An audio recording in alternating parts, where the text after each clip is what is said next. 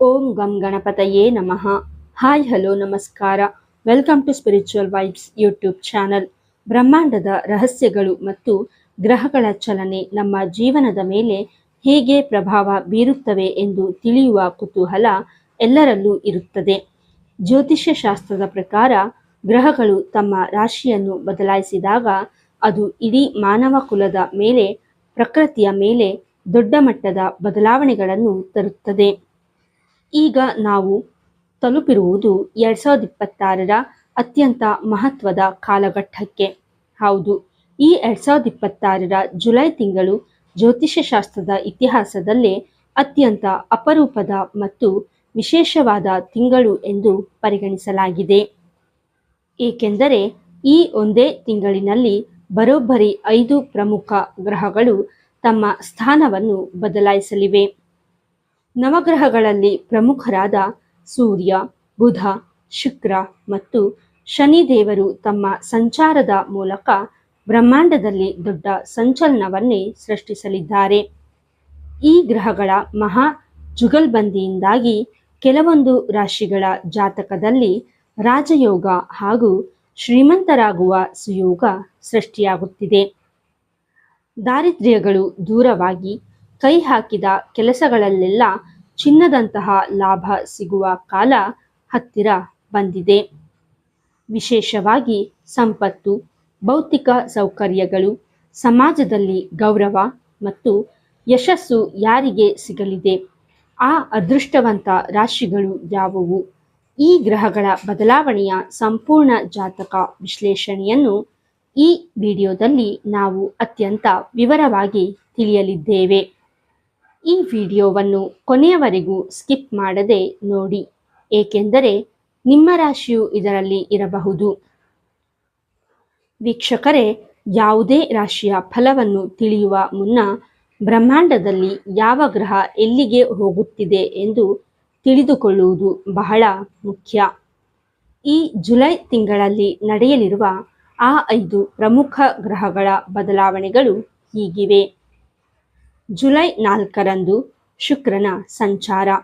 ಸುಖ, ಸಂಪತ್ತು, ಐಷಾರಾಮಿ ಜೀವನದ ಕಾರಕನಾದ ಶುಕ್ರ ಗ್ರಹವು ಜುಲೈ 4ರಂದು ಸಿಂಹರಾಶಿಗೆ ಪ್ರವೇಶ ಮಾಡಲಿದ್ದಾನೆ.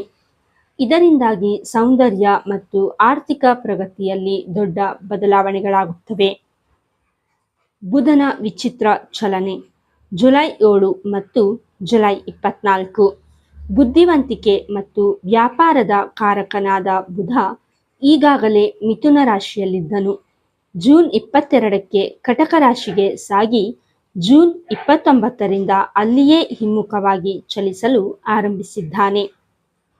ಈ ಹಿಮ್ಮುಖ ಚಲನೆಯಲ್ಲೇ ಜುಲೈ 7ರಂದು ಮತ್ತೆ ಮಿಥುನ ರಾಶಿಗೆ ಮರಳಲಿದ್ದಾನೆ.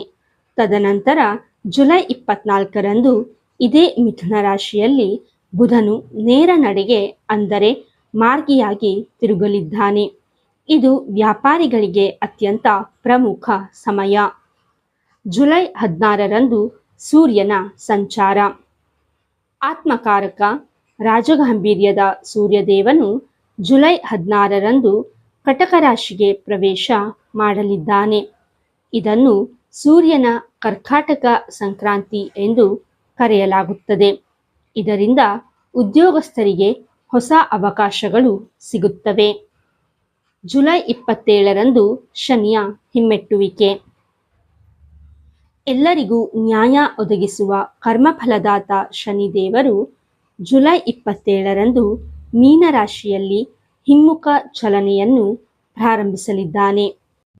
ಶನಿಯ ಈ ನಡೆ ಕೆಲವರ ಕಷ್ಟಗಳನ್ನು ದೂರ ಮಾಡಿ ಅದೃಷ್ಟದ ಬಾಗಿಲನ್ನು ತೆರೆಯಲಿದೆ. ಹಾಗಾದರೆ ಈ ಎಲ್ಲ ಗ್ರಹಗಳ ಮಹಾಯೋಗದಿಂದಾಗಿ ಜುಲೈ ತಿಂಗಳಿನಲ್ಲಿ ಕೋಟ್ಯಾಧಿಪತಿಯಾಗುವ, ಸಕಲ ಸುಖ ಭೋಗಗಳನ್ನು ಅನುಭವಿಸುವ ಆ ಅದೃಷ್ಟವಂತ ರಾಶಿಗಳು ಯಾವುವು? ಒಂದೊಂದಾಗಿ ವಿವರವಾಗಿ ನೋಡೋಣ. ವೃಷಭ ರಾಶಿ. ಈ ಪಟ್ಟಿಯಲ್ಲಿ ಮೊದಲನೆಯದಾಗಿ ಬರುವ ಅತ್ಯಂತ ಅದೃಷ್ಟದ ರಾಶಿ ಅಂದರೆ ಅದು ವೃಷಭ ರಾಶಿ. ವೃಷಭ ರಾಶಿಯ ಜಾತಕದ ಪ್ರಕಾರ ಜುಲೈ ತಿಂಗಳಿನಲ್ಲಿ ಶನಿದೇವರು ನಿಮ್ಮ ರಾಶಿಯಿಂದ 11ನೇ ಮನೆಯಲ್ಲಿ ಅಂದರೆ ಲಾಭಸ್ಥಾನದಲ್ಲಿ ಇರಲಿದ್ದಾರೆ. ಇನ್ನು ನಿಮ್ಮ ರಾಶ್ಯಾಧಿಪತಿಯಾದ ಶುಕ್ರನು 4ನೇ ಮನೆಯಲ್ಲಿ ಸಾಗಲಿದ್ದಾನೆ ಹಾಗೂ ಬುಧನು 2ನೇ ಮನೆಯಲ್ಲಿ ಅಂದರೆ ಧನಸ್ಥಾನದಲ್ಲಿ ಸಂಚರಿಸಲಿದ್ದಾನೆ. ಈ ಗ್ರಹಗಳ ಅದ್ಭುತ ಸ್ಥಾನ ಬದಲಾವಣೆಯು ವೃಷಭ ರಾಶಿಯವರ ಪಾಲಿಗೆ ಅಮೃತ ಗಳಿಗೆಯನ್ನು ತರಲಿದೆ. ಆರ್ಥಿಕತೆ ಮತ್ತು ಆಸ್ತಿ ಖರೀದಿ. ನಿಮ್ಮ ಧನಸ್ಥಾನ ಮತ್ತು ಲಾಭಸ್ಥಾನಗಳು ಬಲವಾಗಿರುವುದರಿಂದ ದೀರ್ಘಕಾಲದಿಂದ ನೀವು ಕಾಣುತ್ತಿದ್ದ ಸ್ವಂತ ಮನೆ, ಸೈಟು ಅಥವಾ ಐಷಾರಾಮಿ ವಾಹನ ಖರೀದಿಸುವ ಕನಸು ಈ ತಿಂಗಳು ನನಸಾಗಲಿದೆ. ಚಿನ್ನಾಭರಣಗಳ ಮೇಲೆ ಹೂಡಿಕೆ ಮಾಡಲು ಇದು ಅತ್ಯಂತ ಸುಸಮಯ. ನಿಮಗೆ ತಿಳಿಯದಂತೆ ಹಣದ ಹರಿವು ಹೆಚ್ಚಾಗಲಿದೆ. ಉದ್ಯೋಗ ಮತ್ತು ಶಿಕ್ಷಣ. ಉದ್ಯೋಗಿಗಳಿಗೆ ಕಚೇರಿಯಲ್ಲಿ ಕಠಿಣ ಪರಿಶ್ರಮಕ್ಕೆ ತಕ್ಕ ಮನ್ನಣೆ ಸಿಗಲಿದೆ. ಸಂಬಳ ಹೆಚ್ಚಳದೊಂದಿಗೆ ಪ್ರಮೋಷನ್ ಸಿಗುವ ಎಲ್ಲ ಲಕ್ಷಣಗಳಿವೆ. ಇಷ್ಟು ದಿನ ನಿರುದ್ಯೋಗದಿಂದ ಬಳಲುತ್ತಿದ್ದ ಯುವಕ ಯುವತಿಯರಿಗೆ ಅವರ ವಿದ್ಯಾರ್ಹತೆಗೆ ತಕ್ಕಂತೆ ಕೈತುಂಬ ಸಂಬಳ ಕೊಡುವ ಉತ್ತಮ ಕೆಲಸ ಸಿಗಲಿದೆ. ಉನ್ನತ ಶಿಕ್ಷಣಕ್ಕಾಗಿ ವಿದೇಶಕ್ಕೆ ಹೋಗಲು ಬಯಸುವ ವಿದ್ಯಾರ್ಥಿಗಳಿಗೆ ವೀಸಾ ಮತ್ತು ಪ್ರವೇಶಾತಿ ಪ್ರಕ್ರಿಯೆಗಳು ಸುಲಭವಾಗಿ ಪೂರ್ಣಗೊಳ್ಳಲಿವೆ. ವ್ಯಾಪಾರ ಮತ್ತು ಸಮಾಜ. ಉದ್ಯಮಿಗಳು ಮತ್ತು ಸಣ್ಣ ವ್ಯಾಪಾರಿಗಳು ಈ ಅವಧಿಯಲ್ಲಿ ಕೈ ಹಾಕಿದ ಹೊಸ ಪ್ರಾಜೆಕ್ಟ್ಗಳಿಂದ ನಿರೀಕ್ಷೆಗೂ ಮೀರಿದ ಲಾಭವನ್ನು ಗಳಿಸುತ್ತಾರೆ. ಸಮಾಜದಲ್ಲಿ ನಿಮ್ಮ ಗೌರವ ಖ್ಯಾತಿ ದ್ವಿಗುಣಗೊಳ್ಳುತ್ತದೆ. ನಿಮ್ಮ ಆತ್ಮವಿಶ್ವಾಸ ಹೆಚ್ಚಾಗುವುದರಿಂದ ನೀವು ಅಂದುಕೊಂಡ ಗುರಿಗಳನ್ನು ಸುಲಭವಾಗಿ ತಲುಪುತ್ತೀರಿ. ಮಿಥುನ ರಾಶಿ. ಈ ಮಹಾಗ್ರಹ ಸಂಚಾರದಿಂದ ಅದ್ಭುತ ಲಾಭ ಪಡೆಯಲಿರುವ 2ನೇ ರಾಶಿ ಮಿಥುನ ರಾಶಿ. ಮಿಥುನ ರಾಶಿಯವರಿಗೆ ಜುಲೈ ತಿಂಗಳು ವರದಾನದಂತಿದೆ. ಏಕೆಂದರೆ ನಿಮ್ಮ ರಾಶ್ಯಾಧಿಪತಿಯಾದ ಬುಧನು ಜುಲೈ ತಿಂಗಳಿನಲ್ಲಿ ನಿಮ್ಮದೇ ರಾಶಿಯಲ್ಲಿ ಸಂಚಾರ ಮಾಡಲಿದ್ದಾನೆ. ಇದರೊಂದಿಗೆ ಶನಿದೇವರು ಮಿಥುನ ರಾಶಿಯ 10ನೇ ಮನೆಯಲ್ಲಿ ಅಂದರೆ ಕರ್ಮಸ್ಥಾನದಲ್ಲಿ ಭದ್ರವಾಗಿ ನೆಲೆಸಲಿದ್ದಾರೆ. ಅದೃಷ್ಟ ಮತ್ತು ಪ್ರಗತಿ. ಇಷ್ಟು ದಿನಗಳ ಕಾಲ ಸ್ಥಗಿತಗೊಂಡಿದ್ದ, ಅರ್ಧಕ್ಕೆ ನಿಂತು ಹೋಗಿದ್ದ ನಿಮ್ಮ ಎಲ್ಲ ಕೆಲಸ ಕಾರ್ಯಗಳು ಈ ತಿಂಗಳು ಯಾವುದೇ ಅಡೆತಡೆಯಿಲ್ಲದೆ ಯಶಸ್ವಿಯಾಗಿ ಪೂರ್ಣಗೊಳ್ಳುತ್ತವೆ. ಅದೃಷ್ಟದ ಸಂಪೂರ್ಣ ಬೆಂಬಲ ನಿಮ್ಮ ಮೇಲಿರಲಿದೆ. ನೀವು ಏನನ್ನು ಖರೀದಿಸಬೇಕು ಎಂದು ಬಹಳ ದಿನಗಳಿಂದ ಪ್ಲಾನ್ ಮಾಡುತ್ತಿದ್ದೀರೋ ಅದನ್ನು ಈ ತಿಂಗಳು ಕೊಳ್ಳುವಿರಿ. ಆರ್ಥಿಕ ಪರಿಸ್ಥಿತಿ ಮತ್ತು ಐಷಾರಾಮಿ ಜೀವನ. ಶನಿದೇವರ ವಿಶೇಷ ಕೃಪೆಯಿಂದಾಗಿ ನಿಮ್ಮ ಆರ್ಥಿಕ ಸ್ಥಿತಿಯಲ್ಲಿ ಗಣನೀಯ ಸುಧಾರಣೆ ಕಂಡುಬರಲಿದೆ. ಹೊಸ ಆದಾಯದ ಮೂಲಗಳು ಸೃಷ್ಟಿಯಾಗಲಿವೆ. ನೀವು ಒಂದಕ್ಕಿಂತ ಹೆಚ್ಚು ಕಡೆಯಿಂದ ಹಣ ಗಳಿಸಲು ಆರಂಭಿಸುತ್ತೀರಿ. ಇದರಿಂದಾಗಿ ನಿಮ್ಮ ಜೀವನ ಶೈಲಿ ಸಂಪೂರ್ಣ ಬದಲಾಗಿ ಐಷಾರಾಮಿ ಜೀವನವನ್ನು ಅನುಭವಿಸುವ ಯೋಗ ನಿಮಗಿದೆ. ವೃತ್ತಿ ಮತ್ತು ಉದ್ಯೋಗ. ಕಚೇರಿಯಲ್ಲಿ ಸಹೋದ್ಯೋಗಿಗಳು ಮತ್ತು ಉನ್ನತ ಅಧಿಕಾರಿಗಳಿಂದ ನಿಮಗೆ ಸಂಪೂರ್ಣ ಬೆಂಬಲ ದೊರೆಯಲಿದೆ. ನಿಮ್ಮ ಕಲ್ಪನೆಗಳು ಮತ್ತು ಐಡಿಯಾಗಳಿಗೆ ಬಾಸ್ ಮೆಚ್ಚುಗೆ ಸೂಚಿಸುತ್ತಾರೆ. ವಿದ್ಯಾರ್ಥಿಗಳಿಗೆ ಏಕಾಗ್ರತೆ ಹೆಚ್ಚಾಗಲಿದ್ದು ಸ್ಪರ್ಧಾತ್ಮಕ ಪರೀಕ್ಷೆಗಳಲ್ಲಿ ಉತ್ತಮ ಫಲಿತಾಂಶವನ್ನು ಪಡೆಯಲಿದ್ದಾರೆ. ನಿಮ್ಮ ಎಲ್ಲ ಮನದಾಸೆಗಳು ಈಡೇರುವ ಸಮಯ ಇದಾಗಿದೆ. ಸಿಂಹರಾಶಿ. ಇನ್ನು ಜುಲೈ ತಿಂಗಳ 3ನೇ ಅದೃಷ್ಟವಂತ ರಾಶಿ ಸಿಂಹರಾಶಿ. ಸಿಂಹರಾಶಿಯ ಲಗ್ನ ಸ್ಥಾನಕ್ಕೆ ಅಂದರೆ ಮೊದಲನೇ ಮನೆಗೆ ಸುಖಕಾರಕ ಶುಕ್ರನ ಆಗಮನವಾಗುತ್ತಿದೆ. ಸಿಂಹರಾಶಿಯವರ ಜೀವನದಲ್ಲಿ ಜುಲೈ ತಿಂಗಳು ಹೊಸ ಬೆಳಕನ್ನು ತರಲಿದೆ. ಕುಟುಂಬ ಮತ್ತು ವೈಯಕ್ತಿಕ ಜೀವನ.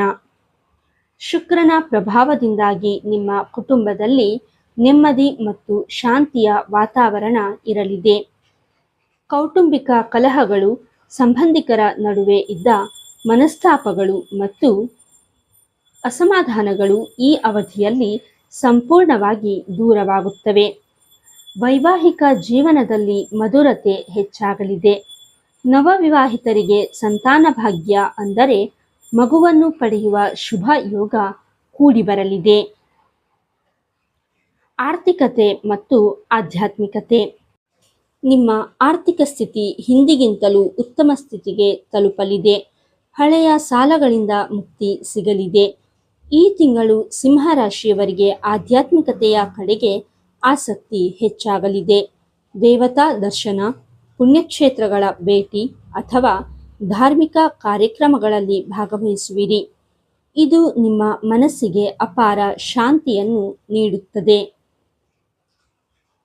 ನಿರ್ಧಾರ ತೆಗೆದುಕೊಳ್ಳುವ ಸಾಮರ್ಥ್ಯ.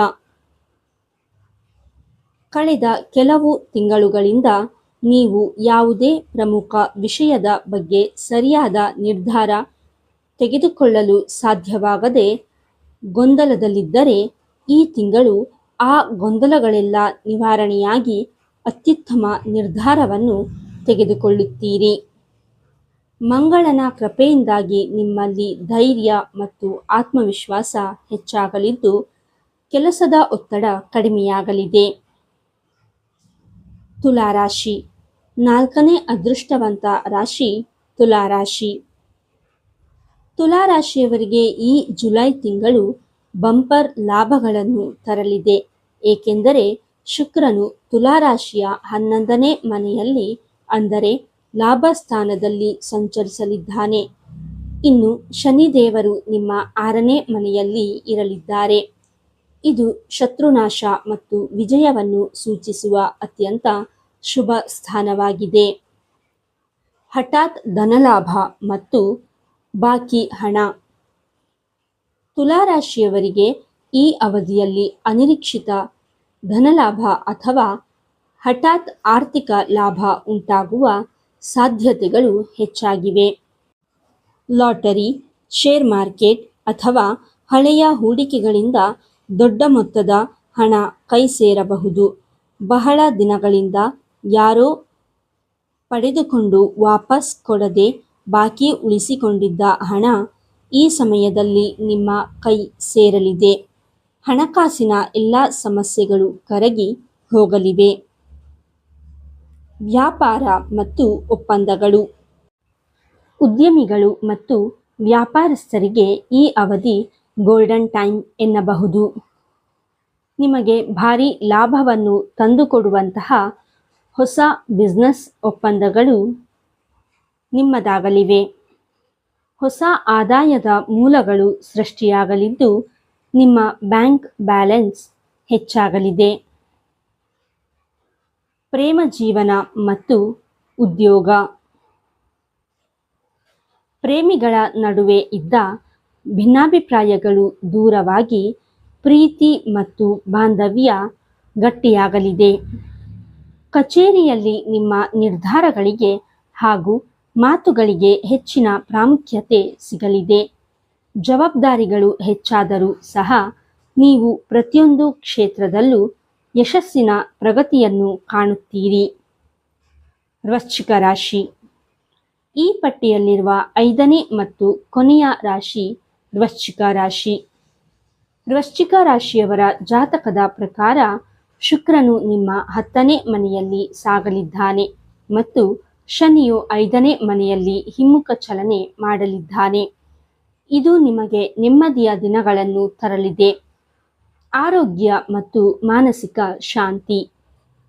ಇಷ್ಟು ದಿನಗಳ ಕಾಲ ನೀವು ಅನುಭವಿಸುತ್ತಿದ್ದ ದೈಹಿಕ ಕಾಯಿಲೆಗಳು, ಮಾನಸಿಕ ಒತ್ತಡಗಳು ಹಾಗೂ ದೀರ್ಘಕಾಲದ ಆರೋಗ್ಯ ಸಮಸ್ಯೆಗಳಿಂದ ಈ ತಿಂಗಳು ನಿಮಗೆ ಸಂಪೂರ್ಣ ಮುಕ್ತಿ ಸಿಗಲಿದೆ. ನಿಮ್ಮ ತಾಯಿಯವರ ಆರೋಗ್ಯದಲ್ಲೂ ಉತ್ತಮ ಸುಧಾರಣೆ ಕಂಡುಬರಲಿದೆ.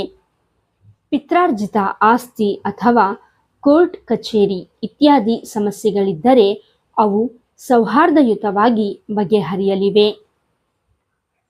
ವೃತ್ತಿ ಜೀವನದಲ್ಲಿ ಪ್ರಗತಿ, ಸೂರ್ಯನ ಕೃಪೆ.